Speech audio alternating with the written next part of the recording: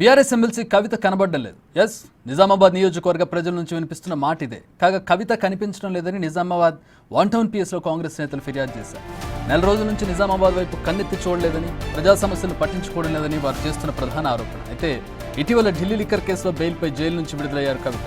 అయినా నియోజకవర్గ సమస్యలు పట్టించుకోవడం లేదని ప్రజలు మండిపడుతున్నారు. ప్రజా సొమ్ముతో సకల సౌకర్యాలు అనుభవిస్తున్నారు కానీ ప్రజా సమస్యలను మాత్రం గాలికి వదిలేస్తున్నారంటూ కవితపై సీరియస్ అవుతున్నారు.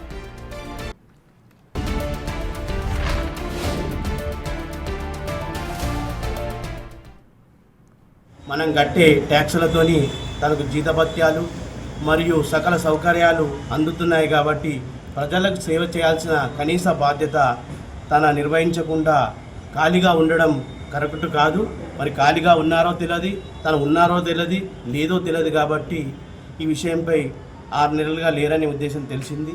మరియు ఇంకొకటి 5 నెలలుగా తన పర్సనల్ కేసు మీద తను తిహార్ జైల్లో ఉన్నట్టు వినవచ్చింది, తెలియవచ్చింది. ఆ తిహార్ జైలు నుంచి కూడా బెయిల్పై 1 నెలకు పైగా తను వచ్చి ఉన్నారని మనకు మీడియా ద్వారా తెలియవచ్చింది. ఈ నెల నుంచి కూడా తను నిజామాబాద్ ప్రజలకు అందుబాటులో ఉండకపోవడం, మాకు మా సాధక బాధలు చెప్పుకోవడానికి, నిజామాబాద్ ప్రజల యొక్క సాధక బాధలు చెప్పుకోవడానికి అవకాశం లేకుండా ఉండడం వలన మేము తెలంగాణ ఉద్యమకారుల పక్షాన మరియు నిజామాబాద్ ప్రజల పక్షాన ఈరోజు ఇక్కడికి వచ్చి కంప్లైంట్ ఇవ్వడం జరిగింది. కవిత బెయిల్ మీద బయటకు వచ్చి చాలా రోజులు అవుతుంది. ఆవిడ బేసిక్ బయటకు రావడం కూడా తగ్గించేశారు. ఇప్పుడు నిజామాబాద్ నియోజకవర్గానికి సంబంధించి, అక్కడ ప్రజలకు సంబంధించి ఇంతకుముందు ఆమె ప్రత్యేక దృష్టి ఎప్పుడైనా పెట్టారా? ఇప్పుడు కొత్తగా మిస్ అవుతున్నట్టుగా వాళ్ళు ఫీల్ అవుతున్నారా?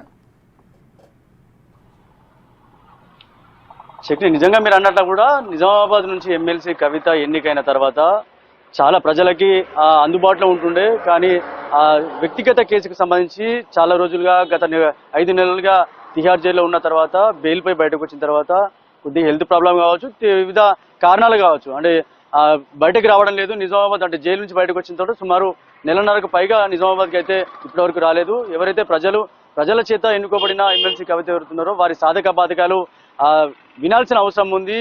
ఇప్పటి వరకు 1.5 నెలలు కూడా ఇప్పటి వరకు రాలేదు.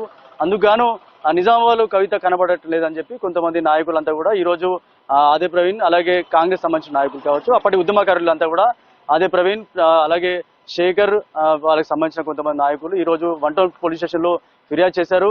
ఎవరైతే ప్రజల ఓట్లతో గెలుపొందిన ఎమ్మెల్సీ కవిత ఎవరైతే ఉన్నారో అప్పటి ఉద్యమ నాయకురాలమే ఇప్పుడు ప్రజల సాధక బాధకాలు వినాల్సిన అవసరం ఉంది. ఇప్పటికైనా నిజామాబాద్ జిల్లాకు వచ్చి ప్రజల సాధక బాధకాలు వినాలి.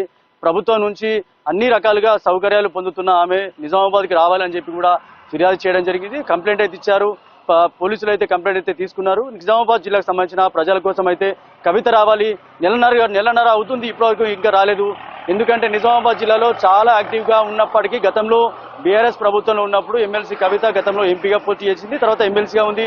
ప్రజల మధ్యలో ఉంటూ అన్ని సమస్యలు అన్ని సమస్యలు పట్టించుకుంటుంది. కానీ ఇప్పుడు గత కొంతకాలంగా వ్యక్తిగత కేసుల నుంచి 5 నెలలుగా జైల్లో ఉన్నప్పటికీ తర్వాత బెయిల్పై బయటకు వచ్చిందని కూడా బయట వార్తల్లో విన్నాం అని చెప్పి నాయకులు కూడా చెప్తున్నారు. అతి త్వరలో నిజామాబాద్కి వచ్చి ప్రజలతోటి అందుబాటులో ఉండాలని చెప్పి కోరుతున్న పరిస్థితి అయితే ఇక్కడ నెలకొంది. Alright, thanks for the updates Rajesh.